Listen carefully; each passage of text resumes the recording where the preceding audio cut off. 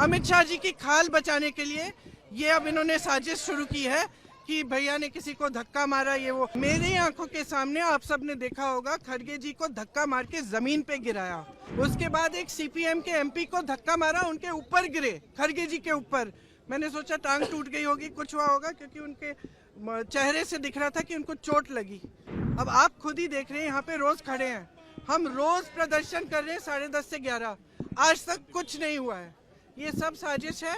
इनसे हमने पूछा, ये जो हमें रोक रहे थे, हिम्मत है तुम्हारे में, अगर अंबेडकर जी को चाहते हो जय भीम बोलो। जय भीम का नारा क्यों नहीं निकल सकता इनके मुंह से? इनके मुंह से जय भीम निकल भी नहीं सकता। मैं इनको चैलेंज करती हूँ बीजेपी की एमपी से, यहाँ खड़े होके जय भीम बोले। देखिए राहुल जी BR अंबेडकर जी की फोटो लेकर शांतिपूर्वक जय भीम के नारे को बोलते हुए संसद में जा रहे थे। संसद में जाने से किसने रोका? आप देख लीजिए।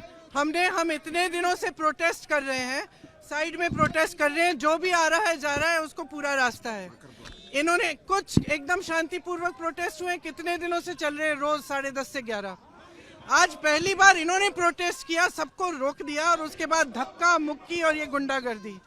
और अब सिर्फ अमित शाह जी की खाल बचाने के लिए ये अब इन्होंने साजिश शुरू की है कि भैया ने किसी को धक्का मारा, ये वो। मेरी आंखों के सामने आप सब ने देखा होगा, खड़गे जी को धक्का मार के जमीन पे गिराया। उसके बाद एक सीपीएम के एमपी को धक्का मारा, उनके ऊपर गिरे, खड़गे जी के ऊपर। मैंने सोचा टांग टूट गई होगी, कुछ हुआ होगा, क्योंकि उनके चेहरे से दिख रहा था कि उनको चोट लगी। फिर हमने कहीं से कुर्सी ढूंढ के हम लाए उनके लिए।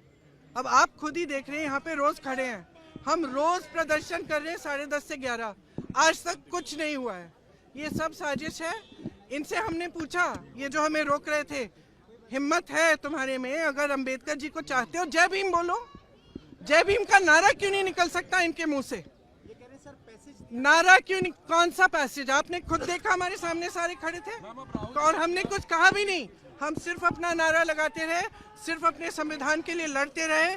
अगर आप सोचते, अगर इस देश की जनता सोचती है कि ये लोग संविधान की रक्षा करेंगे, अगर आज भी इस देश की जनता किसी भी कंफ्यूजन में है, तो कंफ्यूजन दूर हो जाए। इनकी असली जो भावना है वो निकल गई अमित शाह जी की बातों में। इनकी असली भावना आज आपको दिख गई यहाँ पे, जहाँ पे ये हिंसक भावना रख रहे हैं। इनके मुंह से जय भीम निकल भी नहीं सकता। मैं इनको चैलेंज करती हूँ बीजेपी की एमपी से, यहाँ खड़े होके जय भीम बोले।